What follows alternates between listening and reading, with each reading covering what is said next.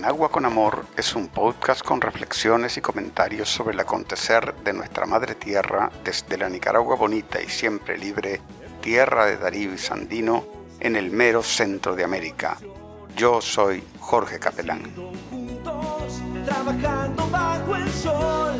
Estamos alojados en Anchor.fm, la plataforma que democratiza la radio por internet, poniendo la producción de contenidos al alcance de todos y todas.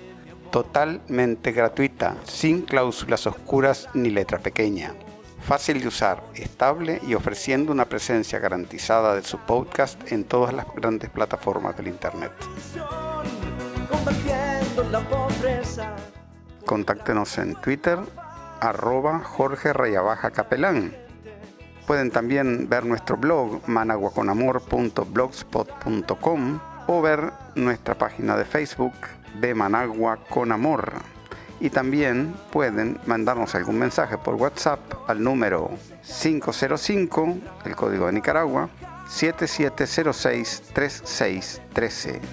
Avanzamos juntos cosechando amor. Trabajamos juntos con la bendición de Dios. Con el frente, ayer y hoy. Adelante, comandante, vamos a vencer, lo sabes. Adelante, militante, vamos con Daniel, lo saben. Adelante, comandante. Bueno, aquí estamos desde mi casa de habitación aquí en Managua para un nuevo episodio del podcast de Managua con Amor. En esta ocasión vamos a tener una entrevista con un muy querido compañero, el compañero Gilberto Ríos, dirigente del Partido Libertad y Refundación de Honduras. Una conversación que tuvimos anoche, jueves 9 de abril, y en la cual abordamos el tema del coronavirus, visto desde la perspectiva hondureña y centroamericana, y también nicaragüense, obviamente.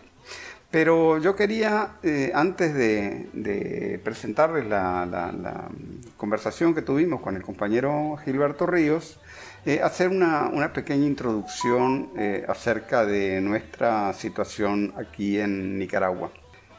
Vamos bien, pero no debemos bajar la guardia, ¿no? Es fundamental que mantengamos una responsabilidad individual y familiar para contener la transmisión sin que caigamos en la paranoia. Tenemos que ser muy cuidadosos en seguir lavándonos las manos, mantener la distancia debida, ¿no? Cuidar a los que están en los grupos de riesgo, que son, como ustedes saben, las personas mayores, los enfermos crónicos, ¿no? Los diabéticos, la gente que tenga una condición respiratoria, ¿verdad? En caso de que tengamos síntomas de alguna enfermedad respiratoria, aislarnos, ¿no? Limitar nuestro contacto con los demás para no propagar no solamente el coronavirus, sino cualquier otro tipo de síndrome respiratorio que pueda afectar a los demás, ¿no? Llevamos 22 días desde que salió el primer caso de coronavirus en el país y solo tenemos 7 en total, todos importados, o sea que no hay transmisión comunitaria.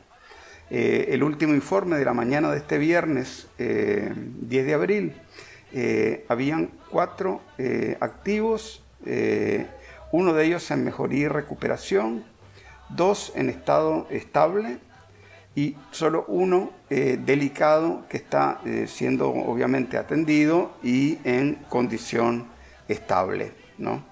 De los 7 casos que hemos tenido un fallecido y 2 que se han recuperado, ¿no? Y repetimos otra vez, en Nicaragua no hay transmisión comunitaria, ¿no? Todavía estamos en la fase 2 de hacerle frente a la pandemia, que es la de casos importados, ¿no? Si hacemos un recuento, nosotros tuvimos el primer caso recién el 18 de marzo, el 21 de marzo vino el segundo caso, el 28 de marzo se presentaron 2 casos, el número 3 y el número 4, el 31 de marzo se presentó el quinto caso, El 5 de abril se presentó el 6º caso y ayer 9 se presentó el 7º caso de coronavirus, ¿no? Hay que decir una cosa que la derecha golpista dice, esas cifras son inventadas, no son correctas. Nosotros les decimos, si esas cifras no son correctas y son inventadas, entonces, ¿dónde están los centros de salud atestados de enfermos? ¿No? En ningún lado, ¿no? Esos centros de salud atestados de enfermos solamente están en las mentes enfermas de ciertos grupos que lo que buscan es manipular, ¿no?, el miedo de la gente, ¿no?, o meterle miedo a la gente, ¿no? Hay que decir claramente que si Nicaragua hubiera seguido una política de cerrar las fronteras, entonces mucha gente por el lado de Honduras y por el lado de Costa Rica se hubiera metido a cruzarla por puntos ciegos, ¿no? En realidad la medida de mantener abiertas las fronteras, ¿no?, lo que ha permitido es un mejor control, ¿no?, de los casos sospechosos que puedan arribar al país, y también ha permitido, ¿no?, hacer conciencia entre la gente de cuáles son las medidas de cuidado que tiene que observar, ¿no?, al estar aquí en Nicaragua, ¿verdad? Y esto también ha permitido tener un teléfono, tener una dirección, ¿no?, y todos los días estar en contacto las autoridades, ¿no?, con esta persona que ingresó al país para ver cómo va evolucionando, si presenta síntomas o si no los presenta. Pero además lo que pasa es que en todo este sistema de respuesta que ha desplegado el gobierno sandinista para atajar esta pandemia, ¿no?, también hay un elemento de cercanía con la población, ¿no? Aquí es muy difícil esconder en cualquier barrio o en cualquier comarca la noticia de que un forastero llegó, ¿no? Vino el pariente aquel que se había ido a Guatemala o que se había ido a Estados Unidos. Ahí regresó, eso se sabe enseguida, ¿no?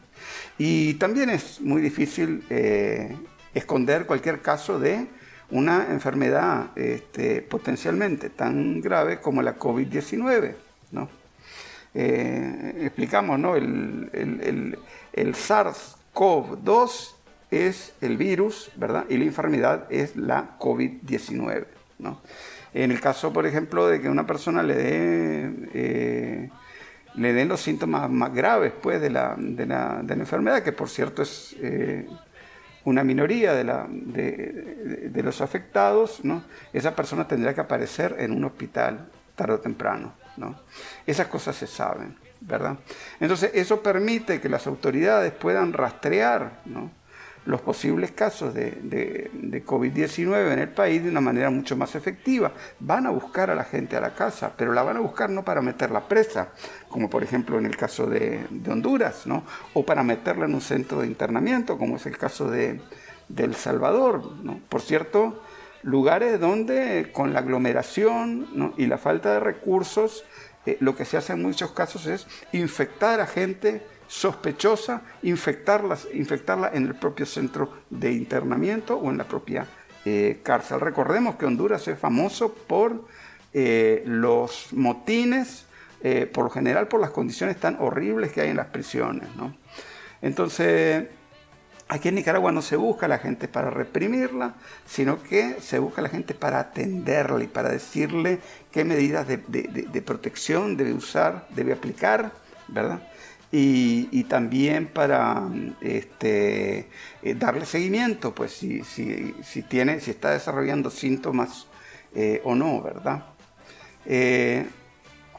Después, por otro lado, o sea, Nicaragua no podía cerrar, ¿no? Nosotros estamos aquí, estamos funcionando, ¿no? Estamos funcionando. Sin embargo, el resto, o sea, de los países al norte de Nicaragua y también Panamá están cerrados, ¿no?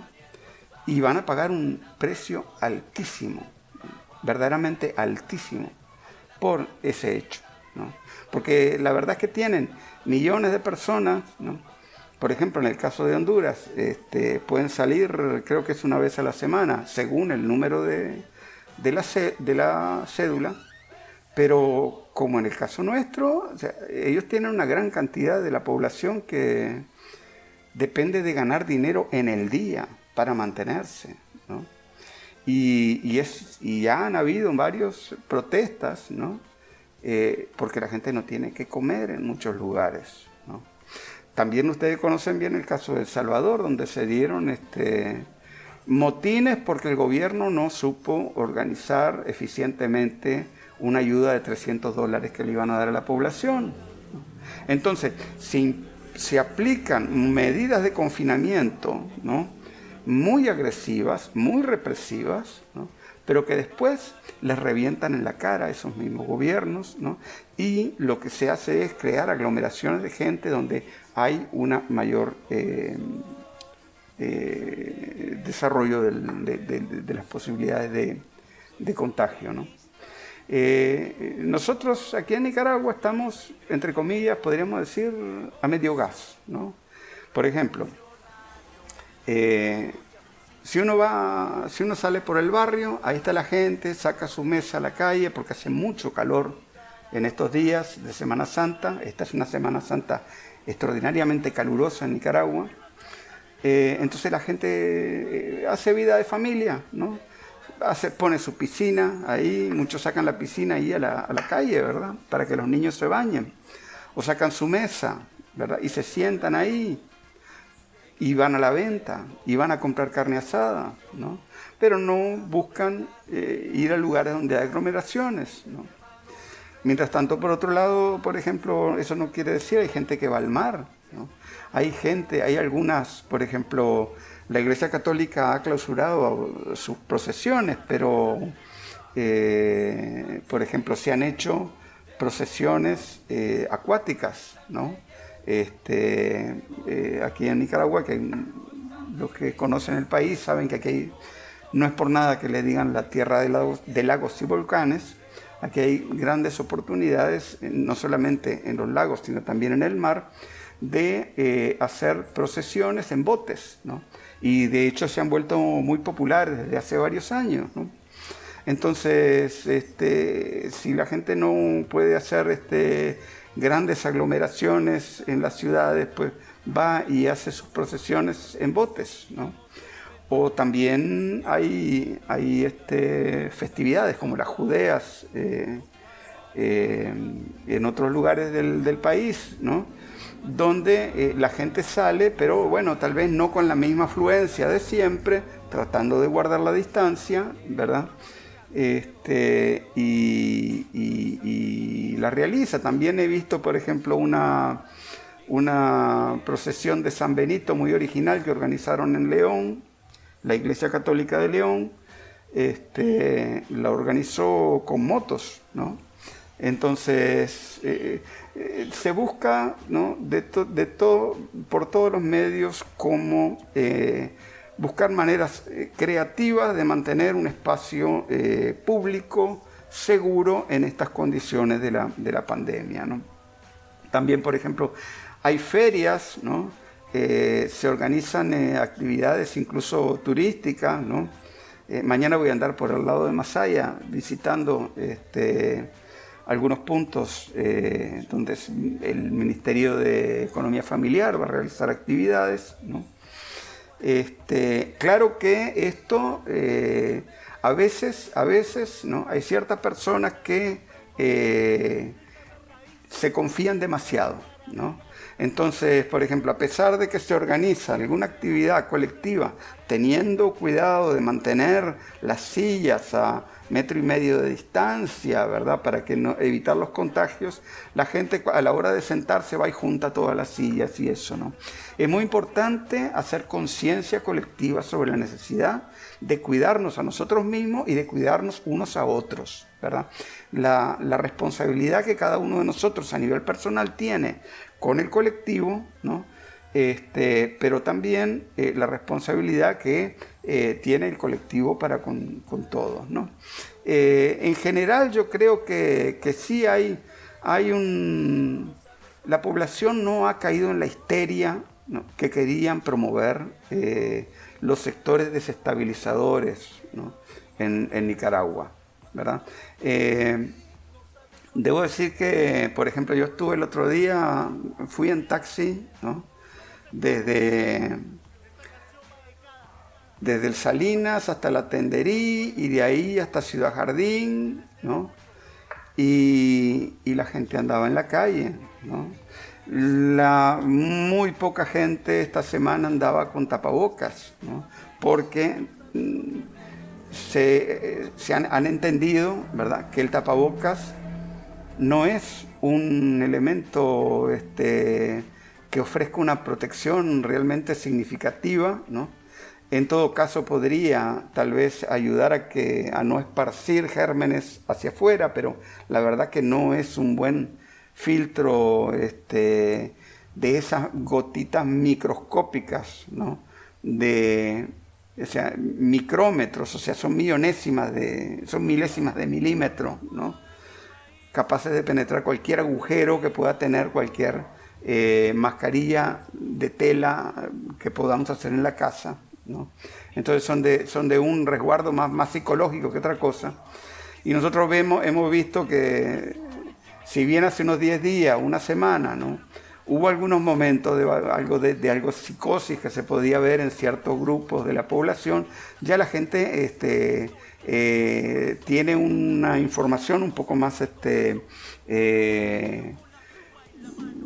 digamos, más racional sobre el tema, ¿no?, y se pueden cuidar con las verdaderas medidas que se deben aplicar en estos casos, que son el lavado de manos, ¿no?, mantener la distancia, ¿verdad?, tener cuidado con lo que se toca, ¿verdad?, y a la hora de llegar a la casa cambiarse la ropa, lavarla, ¿verdad? Una cosa que es importante, estar desinfectando todos los espacios que uno a diario toca con las manos, ¿no? Por ejemplo, el teléfono celular, por ejemplo, la mesa, los llaveros, ¿verdad?, las billeteras, ¿no? Todo eso estarle dando con un trapito, con agua, con una solución de agua con cloro, ¿verdad? Y estar desinfectando constantemente, ¿no? Y un elemento que es también importante es ver, el virus tiene una tendencia a caer al suelo, ¿no? Y tiene diferentes tiempos de vida en diferentes superficies, pero el hecho es que nuestros zapatos están en contacto constante con el suelo. Tal vez sería una cosa más lógica, ¿no?, no andar poniendo los zapatos debajo de la cama, ¿no?, sino tal vez juntarlos en algún lugar que no sea en el cuarto, en el dormitorio donde uno pasa una buena parte del día, sino, por ejemplo, cerca de la entrada, como hacen en muchos países del mundo, ¿no?, que tienen un lugar para poner los zapatos en la entrada de la casa, mientras que dentro de la casa andan en chinelas o con otro tipo de calzado, ¿verdad? Pero tener cuidado, ¿no?, de que, digamos, estar consciente de que hay que minimizar las posibilidades de contagio con el virus, ¿no? Si todos aplicamos esas medidas de precaución, ¿verdad?, vamos a minimizar, ¿no?, las posibilidades de expansión o de contagio de este virus, ¿no? El llamado en general, ¿no?, a todos y a todas, compañeros y compañeras, ¿verdad?, es a mantenernos alertas e informados, ¿no? Pero también, o sea, cuidado con esa información, seamos críticos y no cojamos vara, ¿no? Intereses creados hay en todos lados, ¿no? Incluso también en el seno de la Organización Mundial de la Salud y de la Organización Panamericana de la Salud. Esto sin menospreciar el hecho de que la ciencia también es un gran aliado nuestro en esta lucha contra la pandemia, ¿no?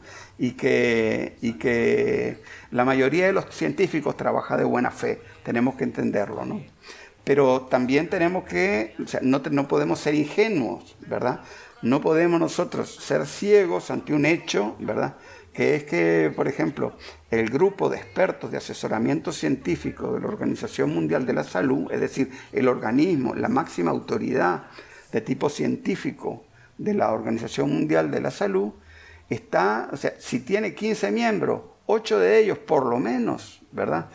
Es gente que recibe plata significativa, ¿no? Muy importante, de millones, ¿verdad? Ya sea de los principales fabricantes de vacunas o de la Fundación Bill y Melinda Gates, que a su vez tiene todo un proyecto, ¿no? De penetración en el África, ¿no? Y de estar asociada con los grandes intereses de la fábrica, de las grandes empresas farmacológicas, ¿verdad? Y de las vacunas, ¿verdad? Y de otros importantes actores de la industria farmacéutica, ¿no? Nosotros hubo un incidente esta semana y yo les digo, no cojamos vara, ¿verdad?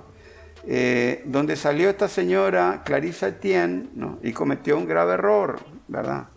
Ella en una conferencia de prensa, ¿no? De una manera totalmente conveniente, o sea, más sospechosamente arreglado no pudo haber estado, ¿no? Respondió a una pregunta de la página web Confidencial, que todos sabemos muy bien que es una página web del golpismo financiada, ¿no? Por el gobierno de los Estados Unidos, ¿verdad? Básicamente pidiéndole que le echara tierra a Nicaragua, ¿no? Y la señora esta Clarissa Etienne, ¿verdad? Yo no sé si por ingenuidad o por mala fe, ¿verdad? O por desinformación, pero realmente la verdad que tengo muy difícil de creer que ella vaya a estar desinformada sobre Nicaragua, ¿no? Dijo que la OPS ha estado muy preocupada por la respuesta que se ve en Nicaragua a la COVID-19. Bueno, eso fue una maniobra burda, ¿me entiendes? Ahí el que pone en la línea, ¿no? de riesgo su credibilidad es la señora Etienne. ¿Por qué? Porque Nicaragua apenas tiene 7 casos comprobados de COVID-19, ¿no? 1 muerto, 4 casos activos, ¿no? Y que vaya a buscar los abundantes centros de salud, ¿verdad? Los miles de centros de salud y las decenas de hospitales que hay a lo largo y ancho del país en busca de aglomeraciones de enfermos por problemas respiratorios, ¿no? No existen. Entonces, la señora Clarissa Etienne está en realidad arriesgando su propia credibilidad al decir ese tipo de cosas, ¿no? También, por ejemplo, últimamente salió una revista, The Lancet, ¿no? Que es muy famosa en términos de divulgación, no de divulgación, sino de publicación de papers, o sea, de estudios científicos, ¿no? Haciéndose eco de las mismas falacias, ¿verdad? Las falacias de Confidencial sobre el tema del coronavirus en Nicaragua, ¿no? Llegaron al punto tal de decir que aquí hay 0.9 camas camas de hospital, ¿no? Por cada 10.000 habitantes. Pues, señores y señores de Lancet, no puedo creer que la seriedad de ustedes, ¿verdad?, sea tan poca como para regurgitar datos de la página web del CIA World Factbook, que es una fuente a todas luces poco actualizada sobre la realidad, no solamente de Nicaragua, sino de la mayoría de los países del mundo. O sea, de hecho, si ustedes se van a la página web del MINSA, donde está desde hace varios meses el mapa nacional de la salud en Nicaragua, ustedes deberían conocer ese mapa para conocer cómo ha sido la evolución de las diferentes enfermedades y de las diferentes causas de muerte en el país, así como cuál es el estado real de los recursos médicos con los que cuenta Nicaragua, y podrán ver, ¿no?, que en realidad Nicaragua tiene 1.2 camas por cada 10.000 habitantes, ¿verdad? Lo que es mucho mejor que lo que había. Esos datos de 0.9 camas creo que son desde antes del 2007, ¿no? Entonces, se van a usar, o sea, por favor, ¿no? En términos de propaganda política, ¿no? Se van a usar cualquier medio con tal de hablar mal de Nicaragua, ¿no? Pero de vuelta, ¿no? De vuelta, ¿dónde están los centros de salud desbordados de gente por problemas respiratorios? ¿Verdad? Entonces, ciertamente que aquí hay una cosa que el pueblo de Nicaragua sabe, ¿no? Incluso el pueblo de Nicaragua, ¿no? La minoría que está contra el gobierno también lo sabe, ¿no? Hay una minoría chiquita que ellos saben que están mintiendo y mienten y ponen una cara de piedra y siguen mintiendo, ¿verdad? Pero esa gente, bueno, ellos tienen ahí una actitud de dañar conscientemente al prójimo. Pero la inmensa mayoría de este pueblo sabe que la salud aquí en Nicaragua, ¿no? Hay un antes y un después en la salud aquí en Nicaragua del año 2007, ¿no? Hay un antes y un después del año que el comandante Daniel regresó al gobierno, ¿no?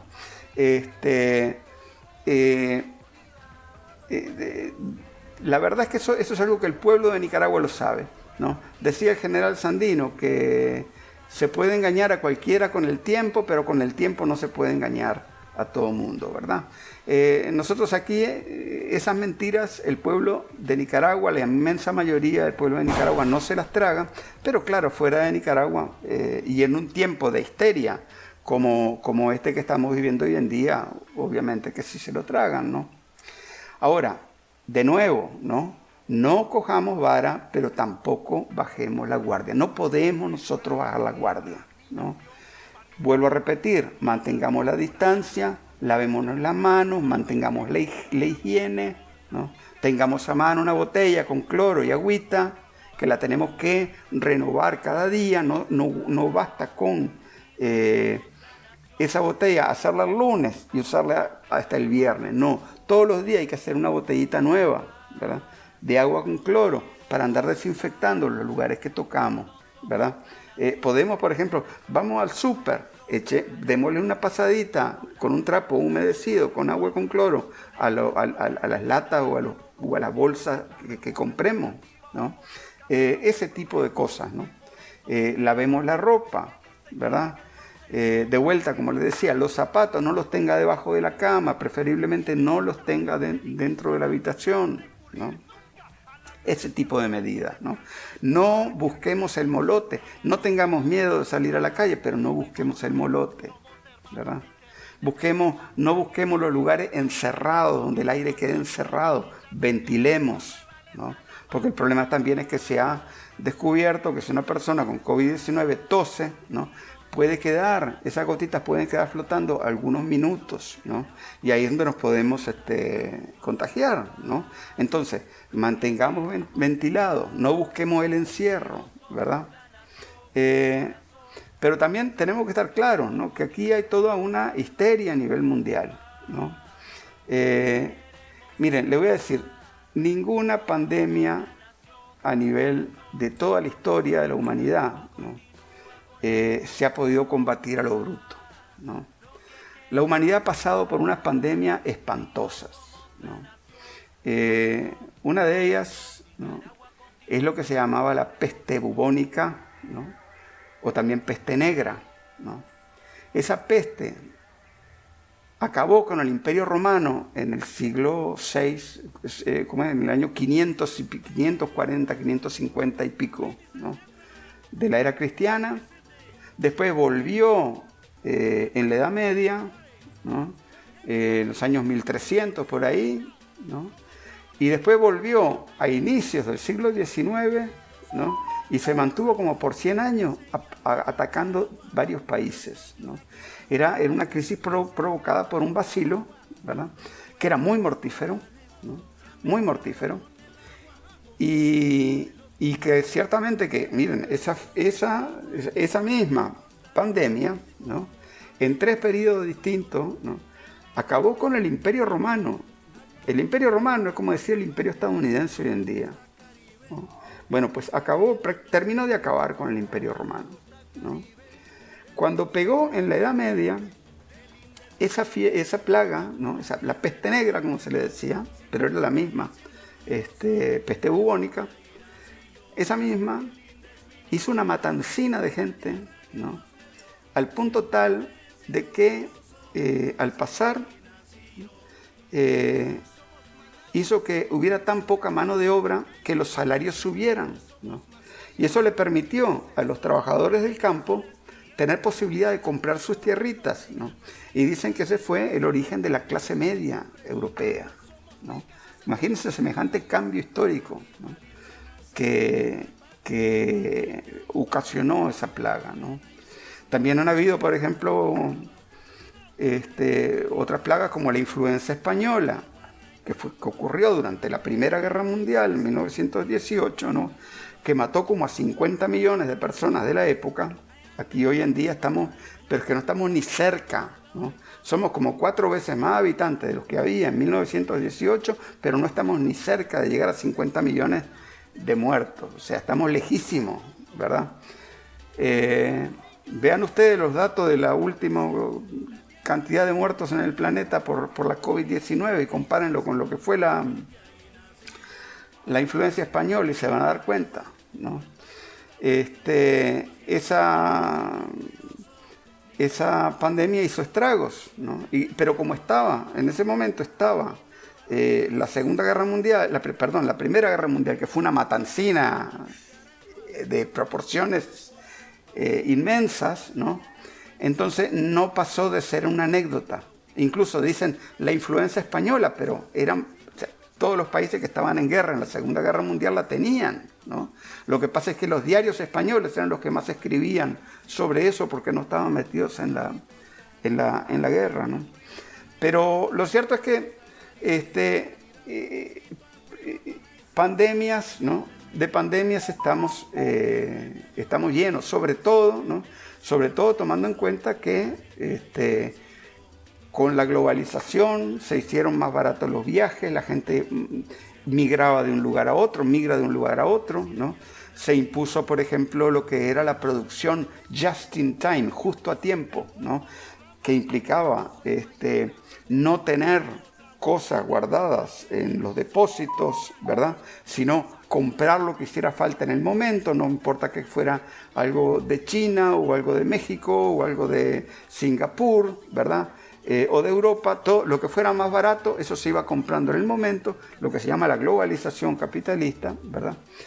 Y todas esas cosas obviamente crean condiciones, ¿verdad?, para una extensión más rápida de una epidemia, ¿no?, que se vuelva global, ¿verdad?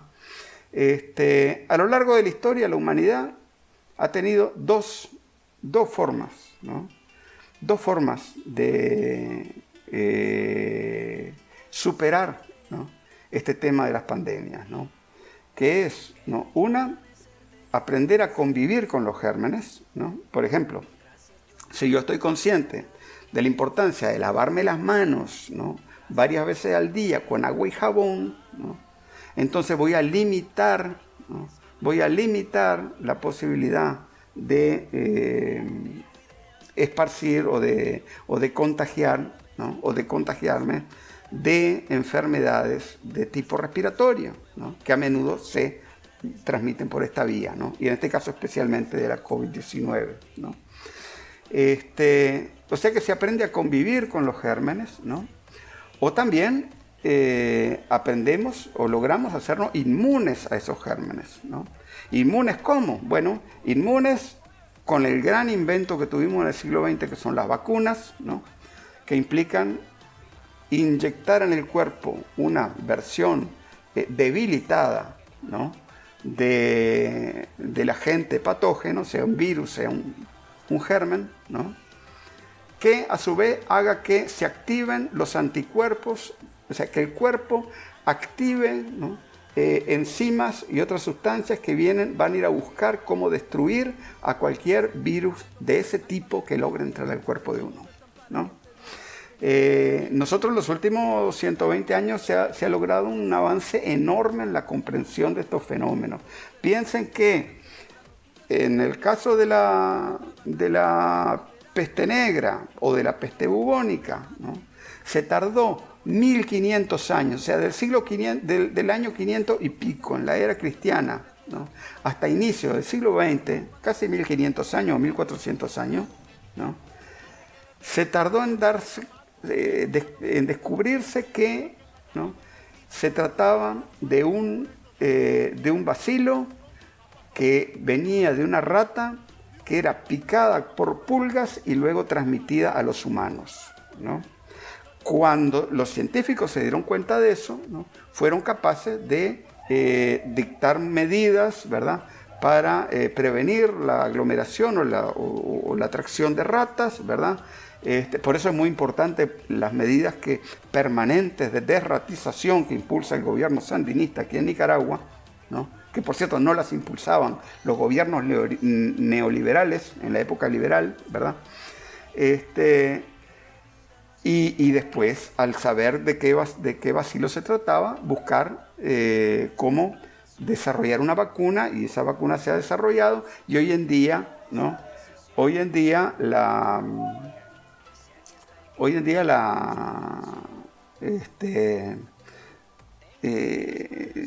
la peste bubónica es una peste muy controlada a nivel mundial, ¿no? Miren, 1500 años para darse cuenta de cuál era la causa de la peste bubónica. Durante muchos siglos, ¿no?, la peste negra o peste bubónica fue un fantasma, ¿no?, que le metía el miedo o el terror, ¿no?, a la gente, ¿verdad? La influenza española, ¿no?, que ha causado muchos muertos, y todavía miren que la influenza es lo que mata más en el mundo hoy en día, ¿no? La influenza española, ¿no?, se tardó 70 años, más o menos, hasta 2010, ¿no?, unos 80 años, hasta este siglo, pues, en darse cuenta que era el virus de la H1N1, ¿verdad? Pues miren, les traigo una noticia, ¿no? Otra, ¿no? El virus del SIDA, que todavía desgraciadamente no hay una vacuna, ¿verdad? Para el virus del SIDA ya nos tardamos, creo que tres años, ¿no?, desde 1979-80 hasta el año 83 en identificar, ¿no?, que era el virus del VIH, ¿verdad? Para que vean cómo va avanzando el conocimiento científico, ¿no? En el caso del coronavirus, ¿verdad?, los médicos chinos se dilataron apenas una semana desde que detectaron el primer caso, ¿no?, hasta identificar cuál era ese virus, ¿verdad?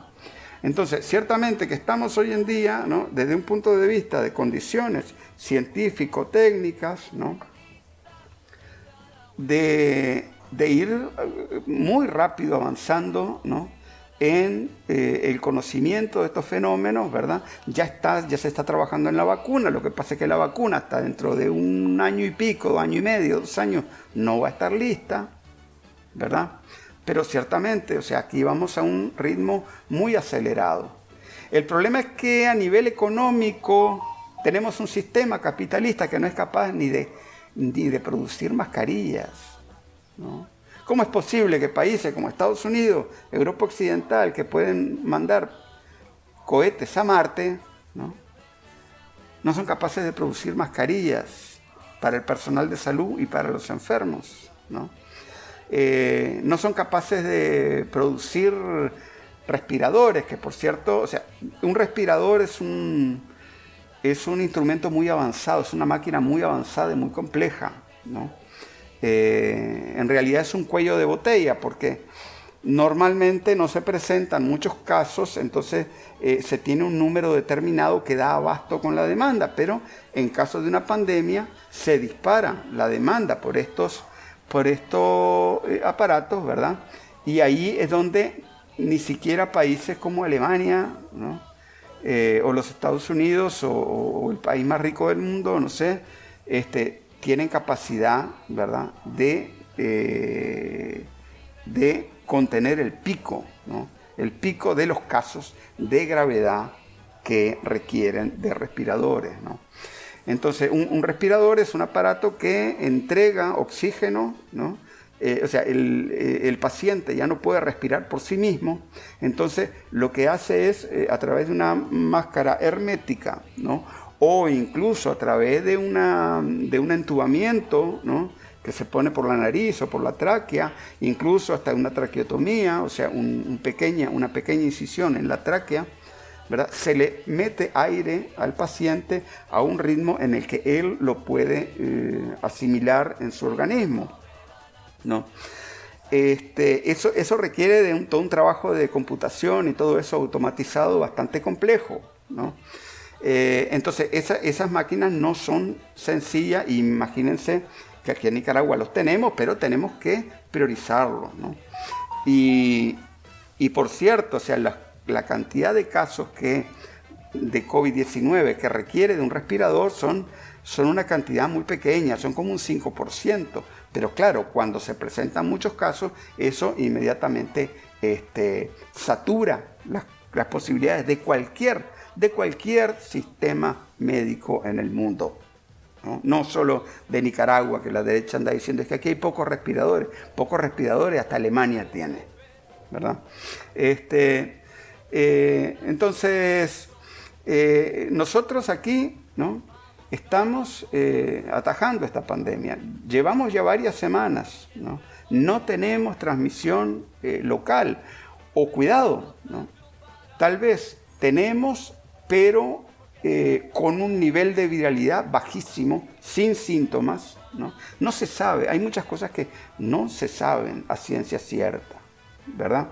Incluso hay varios grupos de científicos que están haciendo estudios hoy en día.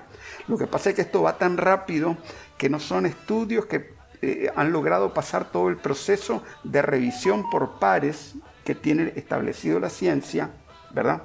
Pero hay varios estudios, entre ellos uno muy interesante de la Universidad Johns Hopkins de Estados Unidos, que por más que los Estados Unidos estén en una crisis sanitaria hoy en día, es una universidad que tiene un nivel científico altísimo, ¿no?, donde están descubriendo que tal vez esta pandemia, ¿no?, pegue más duro a los países que no se están vacunando obligatoriamente contra la tuberculosis y a los países con un nivel de desarrollo más alto, ¿no?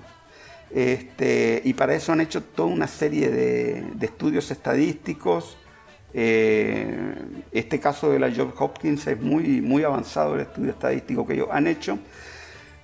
Todavía eso está en proceso de revisión de pares. Hay otro, creo que es de Singapur, hay otros de la India, ¿verdad?, que están investigando en la misma línea, ¿verdad?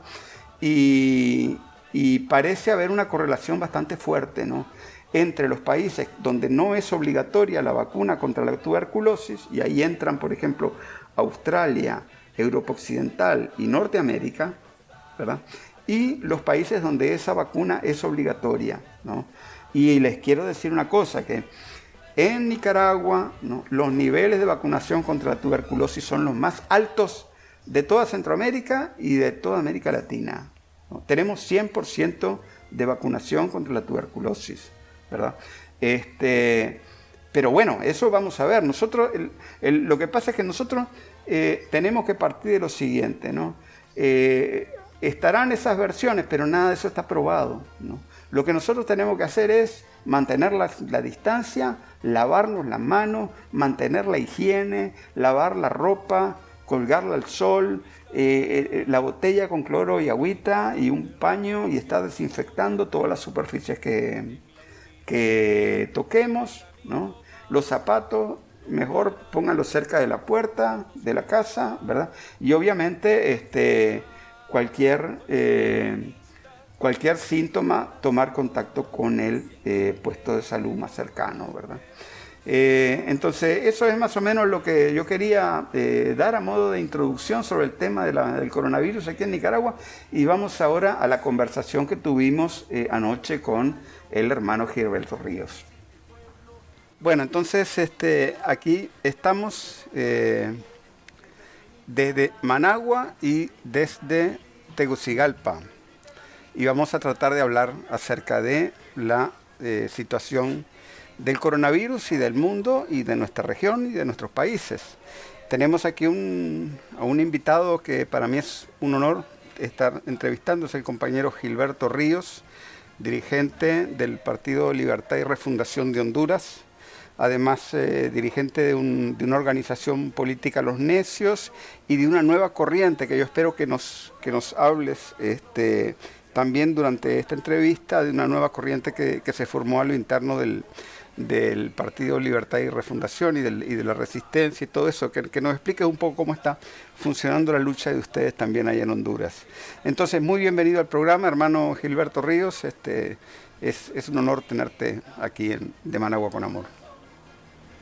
Muchas gracias, Jorge. No, el honor es todo mío, poder dirigirme a tu auditorio, al pueblo de Nicaragua, que es un pueblo nuestro, ¿no? Que llevamos dentro los revolucionarios, los internacionalistas, los morazanistas y sobre todo la revolución sandinista, ¿verdad? Que tanto está demostrando sus capacidades en este momento como lo ha hecho toda esta era neoliberal para Centroamérica.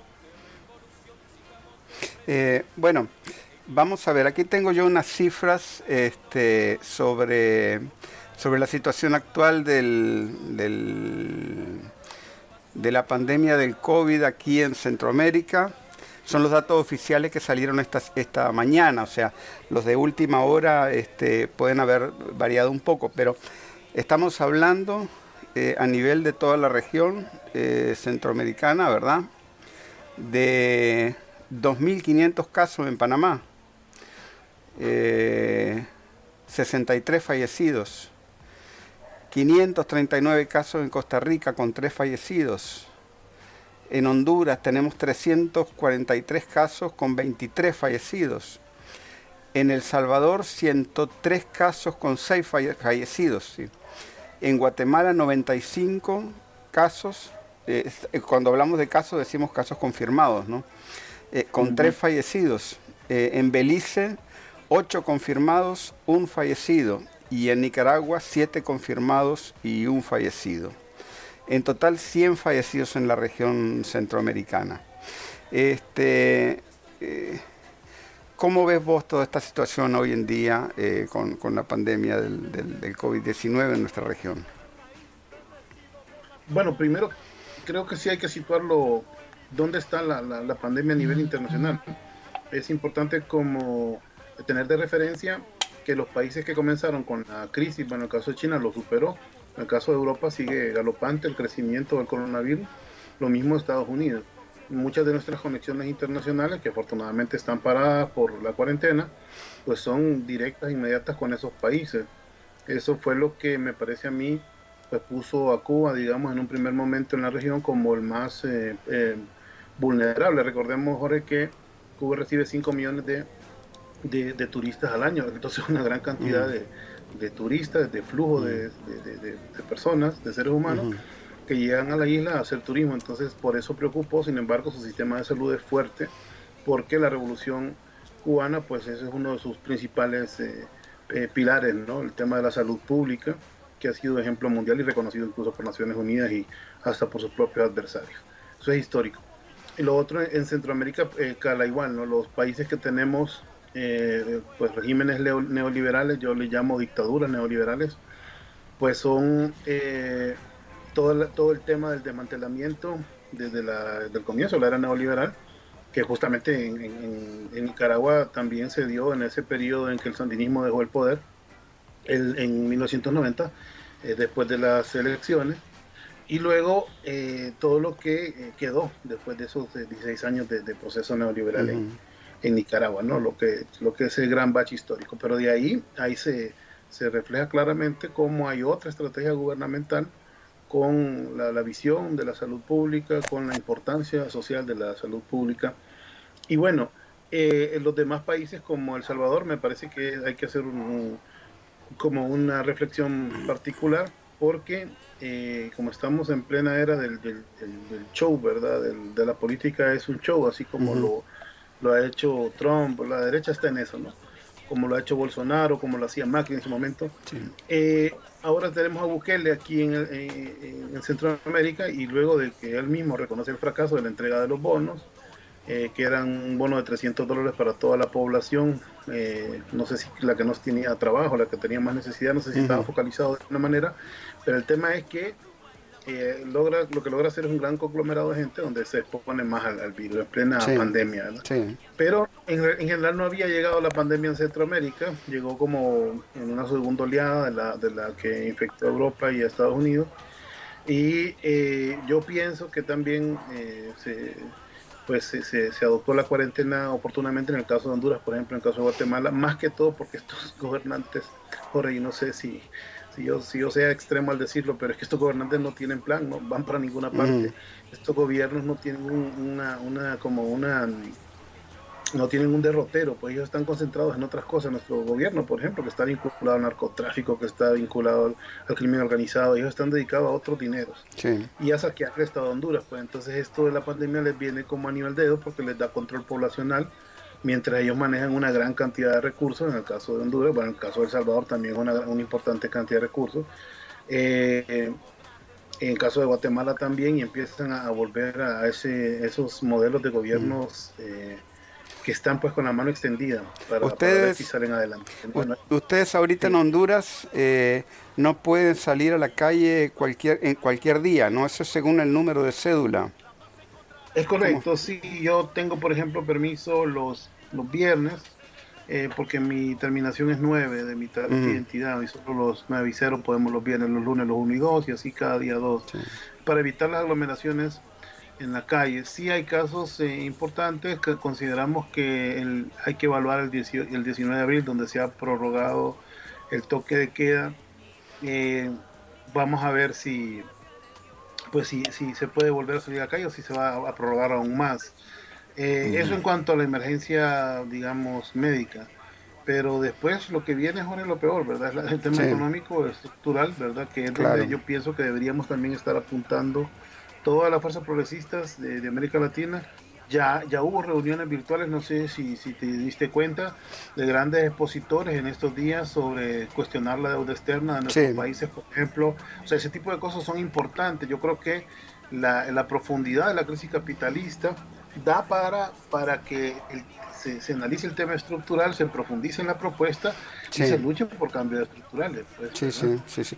Yo, un punto aparte merece la situación de El Salvador, donde Bukele endeudó al país enormemente para hacer frente a esta situación, ¿no?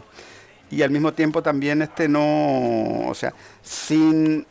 creando una serie de problemas para la sobrevivencia de la gente, ¿no? Y además me endeudó con el FMI por razones humanitarias, cuando Venezuela hace un mes más o menos estuvo pidiendo un préstamo al Fondo Monetario de $5.000 millones era, ni siquiera era, sí creo que era ese el monto. Eso no prosperó porque son organismos altamente politizados, le están prestando a su monigote en El Salvador, ¿verdad? Que es el que les hace los mandados en Centroamérica al poder norteamericano. Entonces Bukele es bastante absurdo para los que tenemos formación política y los que tenemos algún conocimiento de la izquierda. Es un personaje bastante vacío, bastante peligroso, además por ignorante y por atrevido, ¿verdad?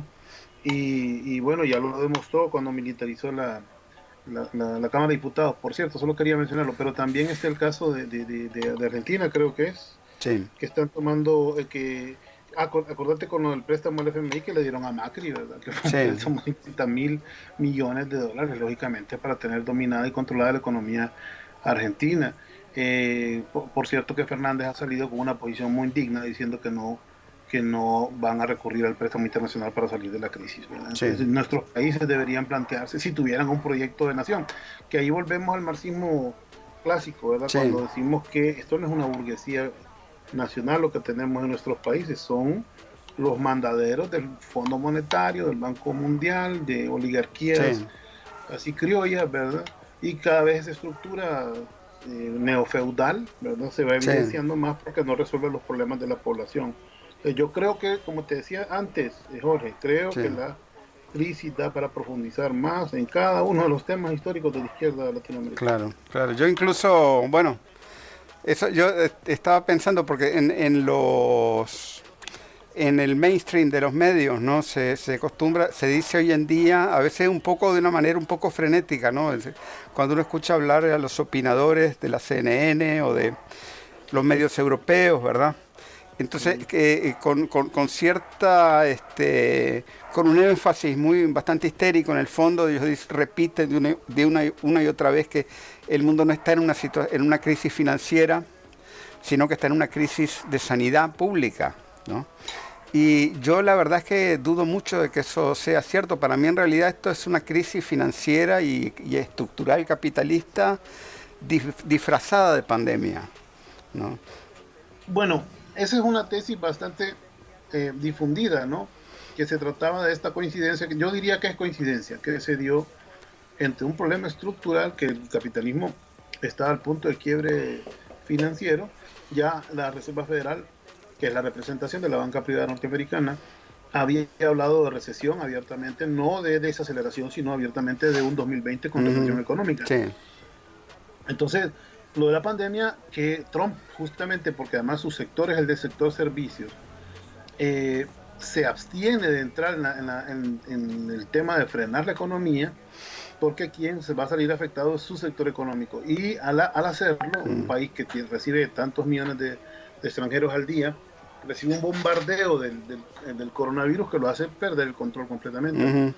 Y me parece, y esperamos que no sea así, que en el caso de México también se ha actuado tarde, ¿verdad? Porque esas son ciudades, aeropuertos, ¿verdad? Son todas o sea, hay millones de extranjeros al día, sí, ¿no? Y entrando y saliendo. Entonces, para mí sí hay una exposición, pero bueno, claro, esperamos pues, que el gobierno de López Obrador actúe a tiempo, que claro, no se ahora vaya a descomponer el problema. Fíjate que si uno se mete en la página de Google, ¿no? El mapa de Google del coronavirus está basado en los mismos datos que los otros mapas pues, oficiales, ¿no? que hay que muestran el avance de la pandemia.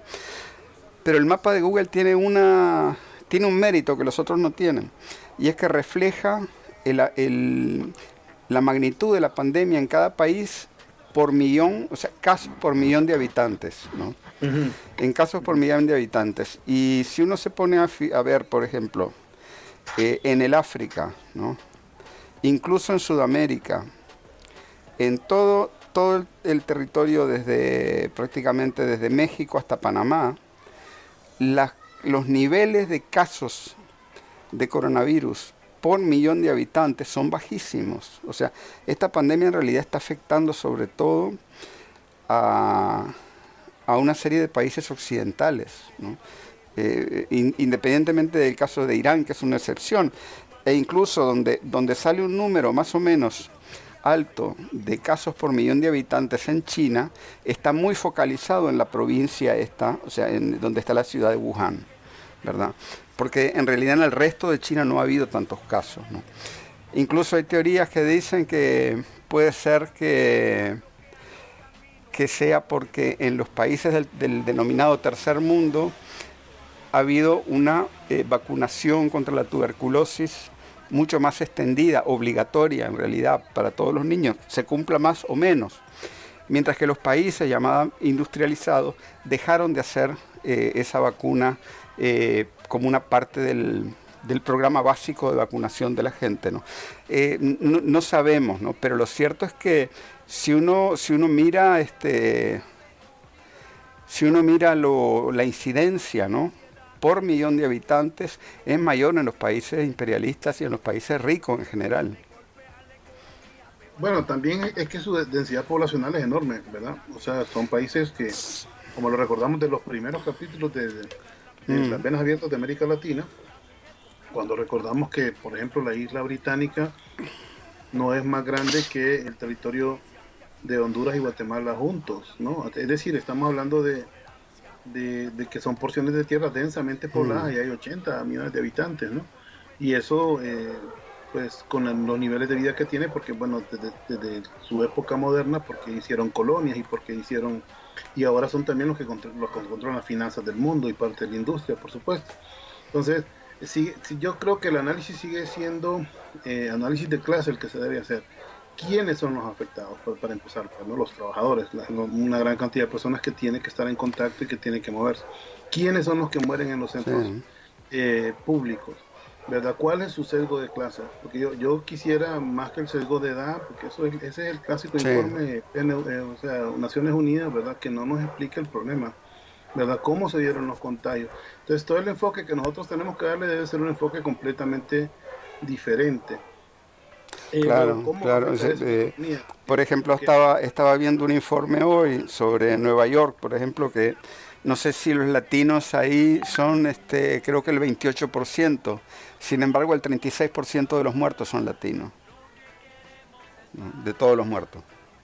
sí, sí, yo vi la nota, por cierto que lo publicó Jorge Ramos, que no es de mi agrado Mm. como periodista, por su posición siempre Sí, sí. anticomunista, ¿no? Pero lo publica porque él es un gran defensor de los latinos en Estados Unidos. eh, No está tan, son 6 o 7 puntos, digamos, la diferencia entre sí, población pero es una y sobrerepresentación, o sea, es sí, una, sí, sí, pero pienso que tiene que ver con el tema el sector servicio al que se dedican la mayoría de los latinos, que son los que más en mm, contacto social entran, ¿no? ¿Verdad? Entonces también habría que ver, como te digo, bueno, ahí el sesgo identitario étnico y también el sesgo de clase, porque ese tipo de análisis nos va a ayudar a entender mejor cuáles son, digamos, las fuerzas afectadas en esta coyuntura. claro, claro. Y bueno, incluso son además los sectores sociales que no tienen seguro y no tienen ¿no? seguro médico, etcétera, ¿no? Pero fíjate que un elemento interesante en lo que es el discurso de la pandemia, ¿no? O sea, es prácticamente primera vez que el sector de la economía popular empieza a aparecer en el discurso público, ¿no? Como un elemento importante, desde diferentes, pero obviamente, o sea, eh, desde perspectivas de derecho, socialdemócrata, incluso de izquierda, ¿no? Pero es interesante cómo en un momento dado un sector que incluso se le llamaba sector informal, economía sumergida, se le daban una serie de calificativos peyorativos, ¿no? De repente salta al debate público, tanto en Estados Unidos como en Europa, como por ejemplo en Sudamérica, en Argentina, en muchos otros países, en México, ¿no? Y creo que ese es otro elemento que apunta hacia el tipo de crisis que estamos viviendo en estos momentos. Pero no entiendo la perspectiva que querés darle, Jorge. No, que quiero decir que que es un sector que no estaba siendo parte del debate público, ¿no? Y que Digamos, ahora es.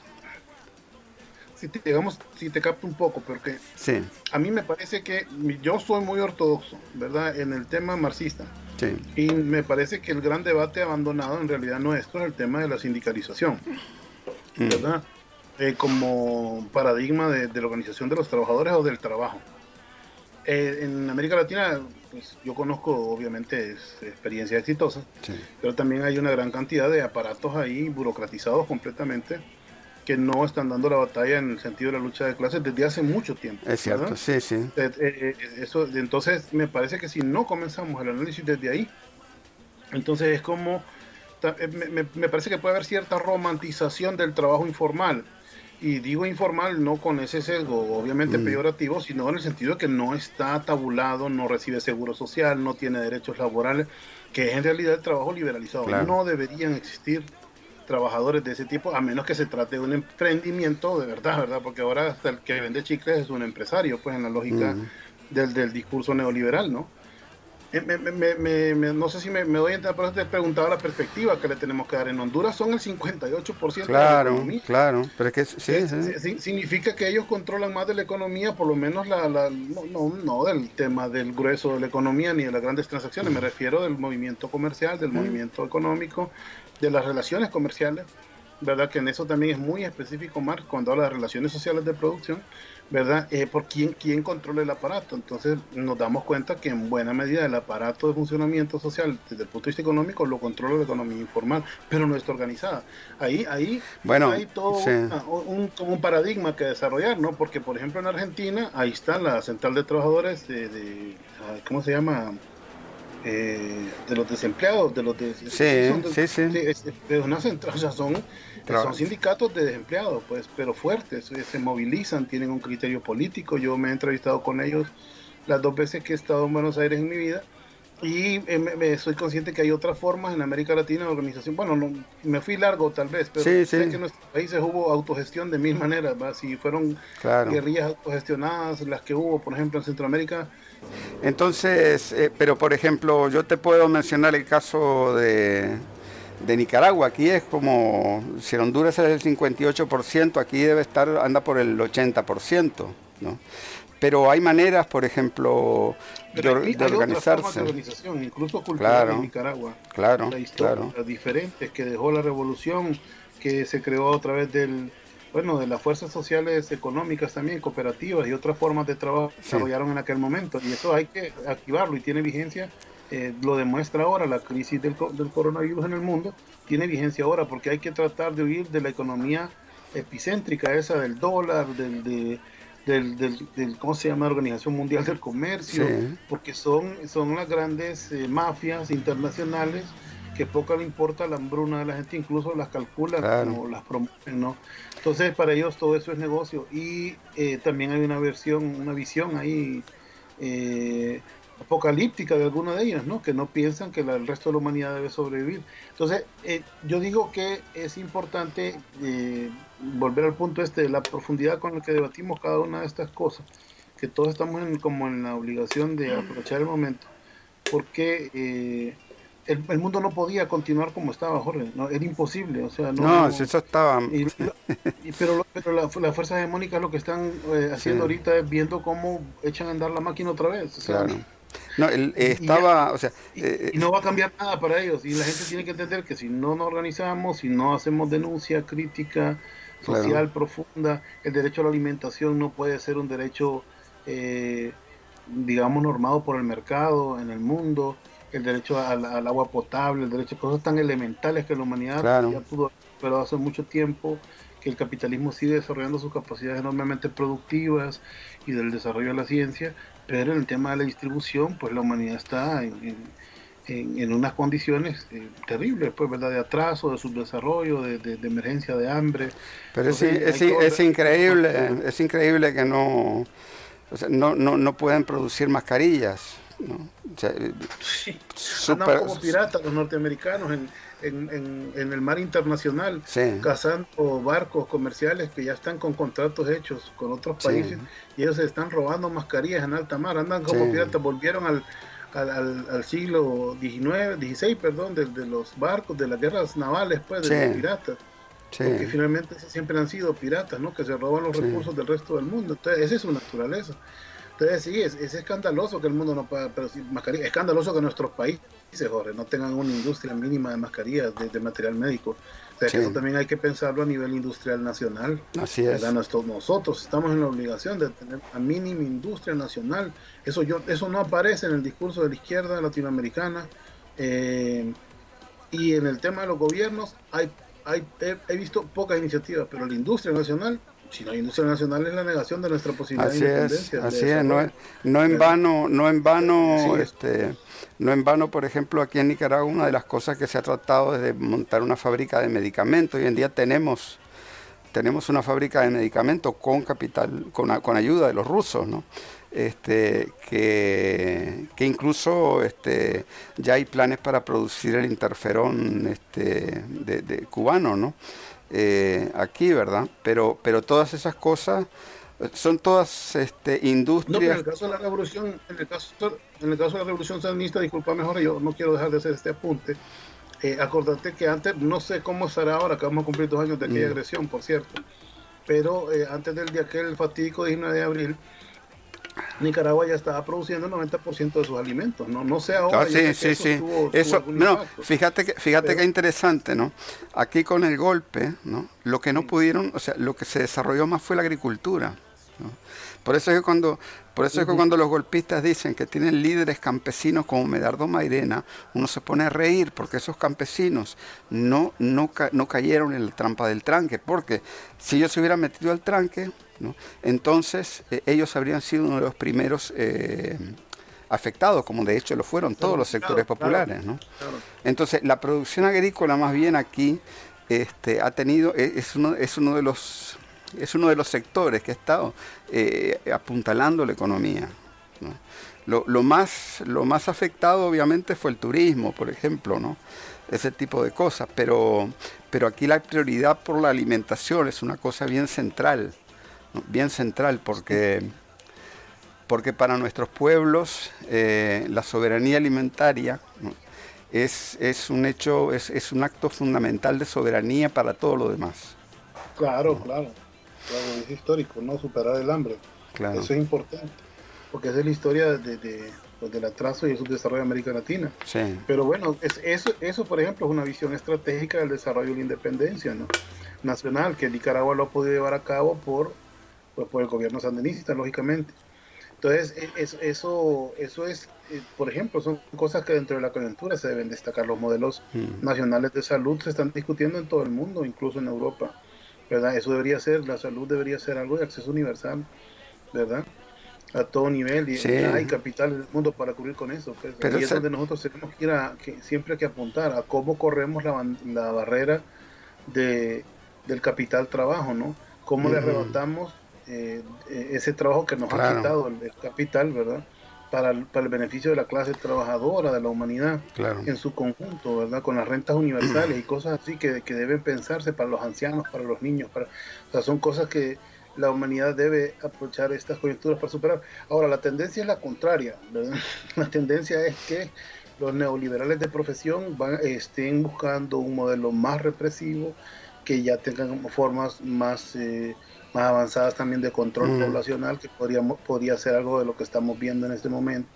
Sí, Tienen una planificación todavía más aguda con la agresión, es decir, su sistema se les vino abajo y ahora ¿qué van a hacer? Bueno, ahora van a sacar los dientes, ¿no? Sí, Puede ser ese también el camino, ¿no? el paquete de Trump y el paquete que lanzó la Unión Europea, ¿no? Son inmensas transferencias de dinero al gran capital y a los bancos, ¿no? En Sí, forma... Sí, claro, porque... Lo que van a rescatar, es hora de rescatar a los bancos. Sí, lo que pasa es que le están echando más gasolina al fuego, ¿no? Y están creando una situación muy insostenible, todavía más insostenible, ¿no? Sí, exacto. Ahora, fíjate que ya el año pasado, ¿no? Ya Lagarde, ¿verdad? La que estaba la que fue presidenta del Fondo Monetario Internacional. Y ya ella hablaba de los 4 jinetes del apocalipsis el año pasado. Después vino Kristalina Georgieva, la nueva presidenta, ¿no? Y hablaba de que ella a fines del año 2019, ella decía, estamos a las puertas de un crash como el que hubo en 1929, ¿no? Sí. Y Warren Buffett, ¿no? El millonario más archimillonario de todos los millonarios, decía que el capital especulativo era igual al PIB mundial. Y eso decía, según mi criterio, eso es una burbuja. Eso lo decía él al final, o sea, se veía que esto iba a reventar. Yo lo que no me imaginaba, ¿no? Yo veo la pandemia esta como el alfiler que se acercó al globo y lo ponchó, ¿no? Lo hizo reventar. Sí, y yo pienso que es así de rápido, va a ser, o sea, la muestra es ya, porque como la cuarentena, bueno, tiene en casa más del 45% de la humanidad. Entonces, la cuarentena es importante a nivel global, ¿verdad? Creo que la cifra iba a crecer esta semana, no estoy seguro, pero imagínate la mitad de la población mundial metida en su casa. Sí. Entonces Sí. es impresionante. Entonces lo que viene es lo preocupante, pero yo tenía un debate económico y político. Para los marxistas no puede ser de otra manera también, ¿verdad? O sea, tiene Sí. que ser al mismo tiempo. Y era que yo le decía a unos compañeros que el dinero ahí estaba, pues, que los recursos ahí están, pues, para salvar ahorita mismo a la humanidad. Entonces que se entienda que esto no es un debate técnico, de distribución de presupuesto, no sé, es un debate político, es un debate de cómo se usan las riquezas de la humanidad. Sí. Pues, y las riquezas de la humanidad están concentradas. Viste que Forbes hizo un nuevo ahí conjunto de 2.100 mil millonarios en el mundo, ¿no? Es la meseta. Ajá. de la concentración del capital. Tienen como el 80% del capital mundial. Es una locura, Ah, ¿verdad? Ellos concentran el capital mundial. O sea, el pueblo, los pensadores, el hombre de a pie, la mujer de a pie, tiene que pensar, tiene que razonar todo el trabajo que realiza para ah, ganarse su vida, tiene otro valor, ¿verdad? Que claro, está siendo acumulado por una élite, tanto claro, nacional como internacional, ¿verdad? Pero eso es claro, de lo que hay que cambiar es el modelo de acumulación, ¿verdad? Y de claro. distribución de la riqueza. Ahora, fíjate por una cosa, ¿no? Los chinos, por ejemplo, ¿no? Si ellos quieren reactivar su economía y todo eso, ellos pueden imprimir plata de la nada, pero a ubicar esa plata, ¿no? En sueldos, en trabajo, en producción de cosas de la economía real, ¿no? Para dinamizar la economía, ¿no?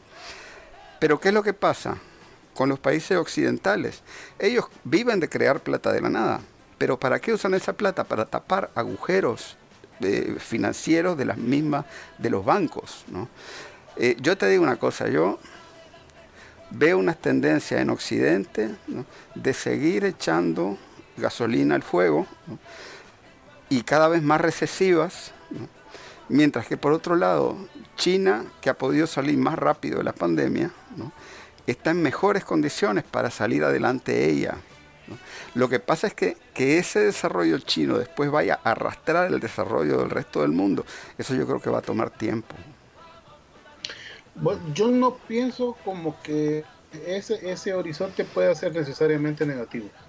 Yo creo que la economía china es un buen ejemplo para casi todas las economías del mundo. Oh, por Eh, supuesto, ¿no? O sea, aún en un mundo postcapitalista, o sea, me refiero, o al menos como conocemos el capitalismo en este momento.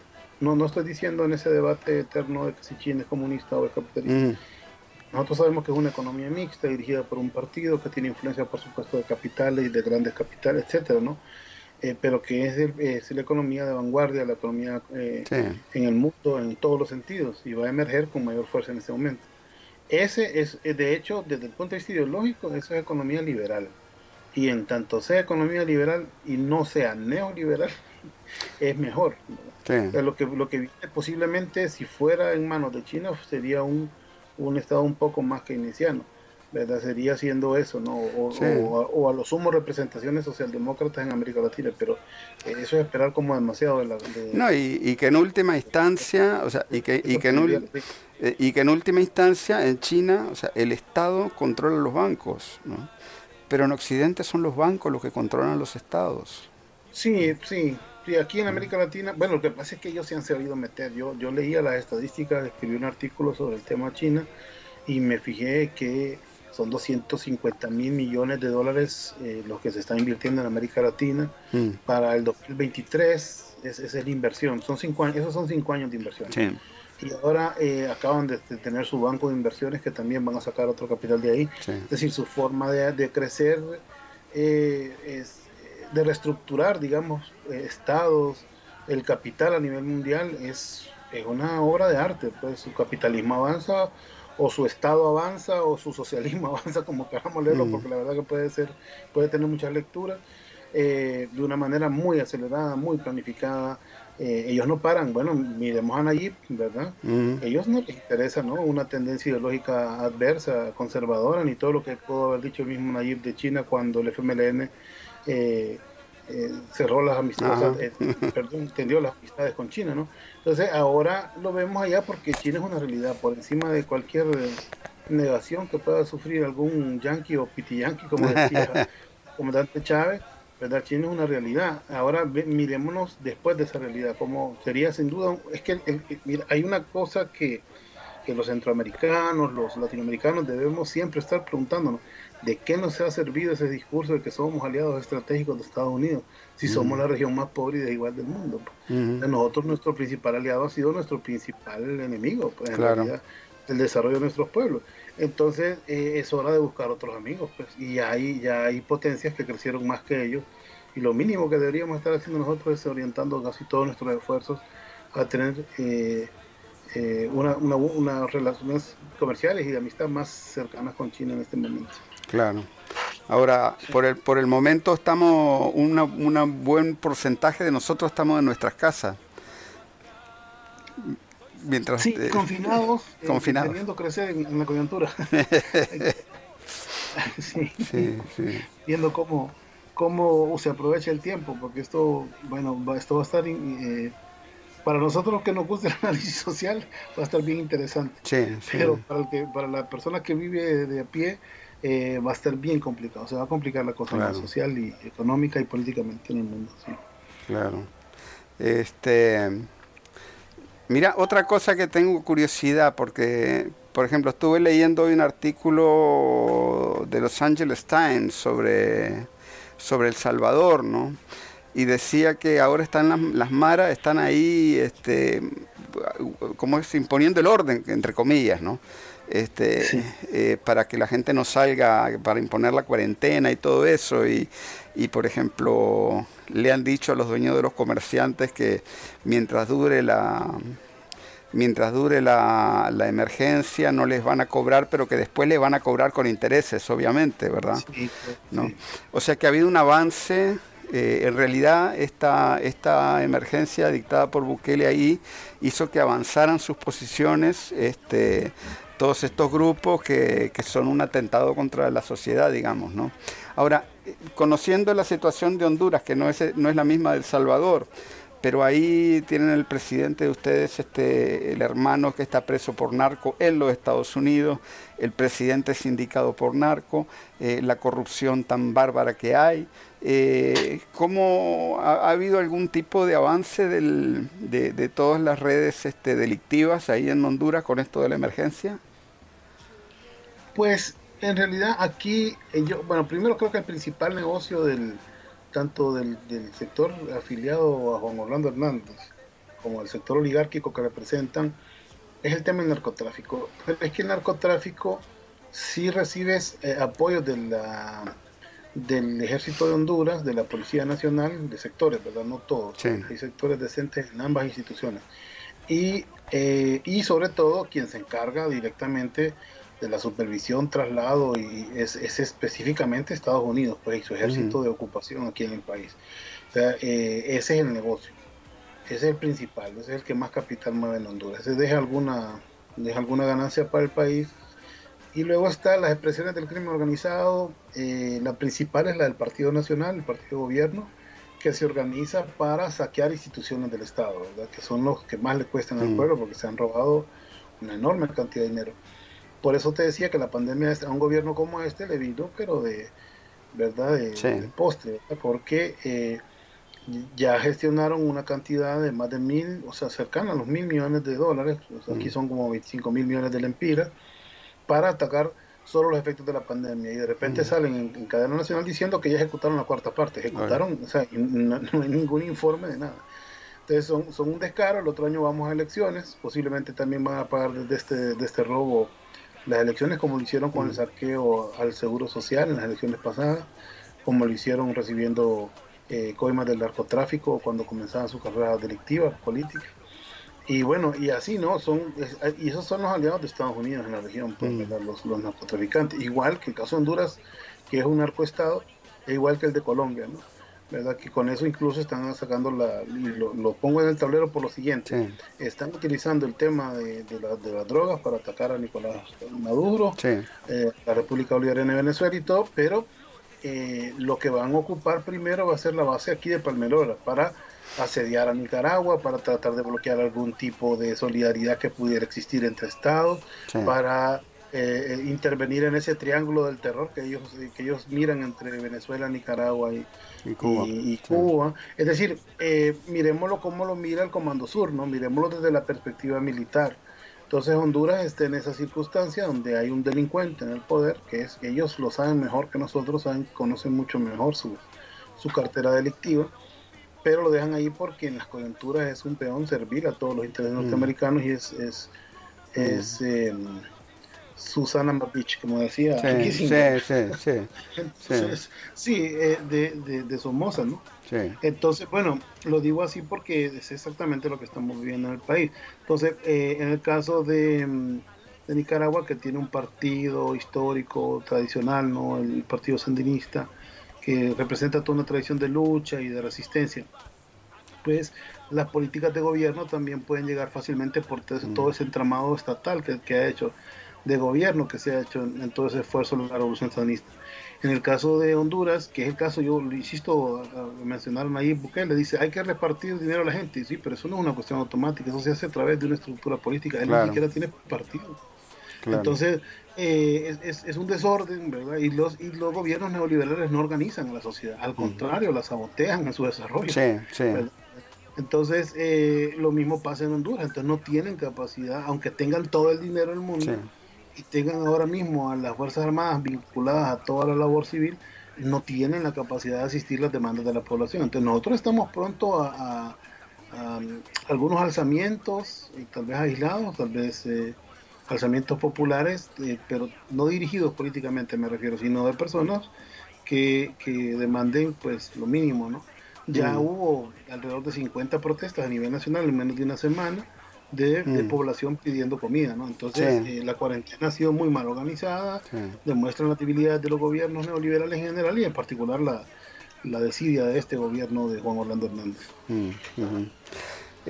Mira, entonces yo quisiera ahora que me explicaran un poco más sobre Honduras, sobre Libre y sobre esta nueva Sí, corriente que organizaron ustedes, pues porque no sí, se conoce gracias por en darme la Nicaragua. oportunidad de eso. Bueno, Libre, que es el partido Frente Amplio, ¿no? Que surgió con el Frente Nacional de Resistencia Popular, es decir, Libre es un partido de corrientes internas, Claro. donde habían agrupamientos de lo que sería la izquierda social, diría yo, que veníamos de las organizaciones populares, y también de la izquierda hondureña, que siempre fue minoritaria en todo el conjunto, pero que a lo largo de 10 años ha ido desarrollándose sectores críticos del problema estructural, gente con mayor profundidad y mayor nivel de compromiso y que está comprendiendo con conciencia pues que se ocupa más de lo que hemos hecho. Decidimos fundar una corriente dentro del partido y aglutinar esos sectores que ya no se sentían, digamos, internamente representados. Pero las relaciones con el coordinador general, con los compañeros que están trabajando ahora mismo en las otras corrientes, es de total fraternidad, de compañerismo, o sea, no es una decisión, no es una ruptura, no es, Claro. es una propuesta que busca complementar eh, y sobre todo llevar más a debate algunas posiciones políticas de Libre. Creo que la población está demandando un partido menos en el formato tradicional, ¿verdad? Y más en el formato popular de calle, de movilización, de protesta, de Ujú, demanda, creemos, porque así nació Libre además. sí, Entonces, eso es la nueva corriente. Nos parece que eso también vino a meter un debate importante en el partido, o sea, una dinámica, ¿no? Ya cambió. Ahora estamos discutiendo ideas con algunos sectores. Ahora hemos prohibido cualquier tipo de crítica destructiva, insultos entre sí, camaradas, o sea, que no compartamos posiciones, las generales evidentemente sí las compartimos, sí. el fin de la dictadura, el cuestionamiento al modelo neoliberal, al sistema capitalista, es un partido social, socialista democrático, o sea, los estatutos nos llaman a nosotros al socialismo. Ujú, Entonces, no es la socialdemocracia, es el claro. socialismo democrático, ¿verdad? Que está en las coordenadas históricas, como decía Simón Bolívar, de la revolución latinoamericana, Claro. de la emancipación de los pueblos, ¿no? Que lo dicen explícitamente nuestros estatutos. Entonces, esa es la nueva corriente, se ha fundado con Carlos Eduardo Reina, quien es hijo del exrector Jorge Arturo Reina, hermano también o sea, él es sobrino, Carlos Eduardo es sobrino de Carlos Roberto Reina, el presidente de Honduras en el periodo 94-98. Es una familia que nunca fue tachada eh, por corrupción, ¿verdad? Fue también famoso en su periodo de gobierno porque se quitó mucho poder a los militares, que también era algo de la línea del consenso de Washington, pero Ujú, que personalmente le tocó a la familia Reina hacerlo. Siempre estuvieron comprometidos con la revolución sandinista, fueron siempre muy sandinistas, muy amigos de Daniel, ¿verdad? Toda la familia. Eh, y aquí fueron pues colaboradores de la revolución, ¿no? Siempre fueron los liberales progresistas, decíamos acá, claro. ¿verdad? Y liberales, sí, es cierto, tienen ese origen liberal, fueron cogobierno era la parte siempre progresista de los gobiernos liberales, Sí, sí. incluso cuando eran neoliberales. Entonces, ese sector con el sector popular del que yo formo parte, del que yo también soy dirigente, y sectores también de la izquierda organizada, de la que como organizaciones formamos parte, decidimos la creación de esta nueva corriente, tratando de adaptar un poco el discurso latinoamericano también, porque vemos que nuevamente, Jorge, y esto es para volver a ser autocrítico y de forma pública, creo que la izquierda latinoamericana está puesta a prueba en este momento. Tiene que superar esto con creces, porque esto nos da una tregua con el imperialismo. Sí. Me parece a mí, ¿verdad? O sea, no nos alegramos de su desgracia, pero lo ponen de rodillas y nosotros podríamos correr un poquito, ¿verdad? Podríamos caminar rápido juntos, no sé, podríamos echar a andar. Entonces, hay muchas cosas por hacer y por eso hay que meterle siempre el diente a esta coyuntura con esa perspectiva revolucionaria. Claro. Mira, yo antes, para finalizar la entrevista, hoy leí que liberaron a varios de los asesinos de Berta Cáceres. No hay una liberación, pero sí, fíjate que sí liberaron a otro empresario que tenía que ver con el saqueo de una de las instituciones del Estado. Entonces lo de Berta, que la familia está muy informada siempre, está muy al día con el tema, haciendo presión, haciendo incidencia política. Bueno, ellas descubrieron que había una intención de liberarlo, entonces por eso han llamado la alarma, pedimos la solidaridad de todos los amigos y amigas a nivel internacional, de estar pendientes de no permitir, ¿verdad?, denunciar en su momento si quisieran hacer algo, porque sería atroz, ¿no? Si están unos autores materiales presos con un esfuerzo extraordinario de más de 5 años de lucha, y ahora los quieren dejar libres y nunca llegamos a los autores intelectuales que están ligados al Partido Nacional y al narcotráfico y a los bancos en Honduras. Entonces es toda esa pandilla con la que siempre peleamos, y que es importante que lo trajiste a colación y que lo mencionas, porque sí nos sumamos a esa campaña para que no le den libertad a los asesinos de Berta Cáceres.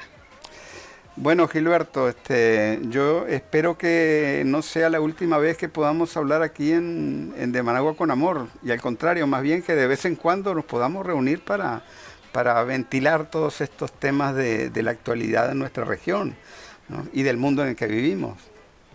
Sí, Jorge, sería un honor para mí siempre estar en comunicación, y bueno, recordarte que nos conocimos justamente en aquel momento del golpe de Estado, en momentos de lucha. Así y es. estos vuelven a ser momentos de lucha. Así es, ¿verdad? así es. ¿verdad? Bueno, un abrazo, hermano. Un abrazo, Jorge, que esté muy bien y muy agradecido.